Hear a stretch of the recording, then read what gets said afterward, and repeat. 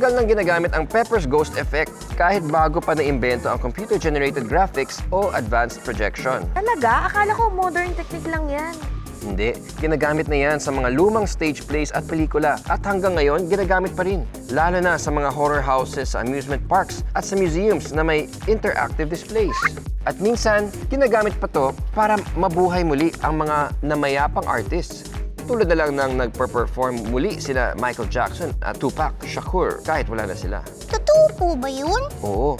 Gumamit sila ng computer graphics, projectors, at syempre yung classic na Pepper's Ghost trick para magmukhang kasama sila sa stage ng mga live performers. At may mas modern version pa. Gumamit na sila ng 4 na panels at 4 na projected images para makagawa ng parang 3D hologram effect.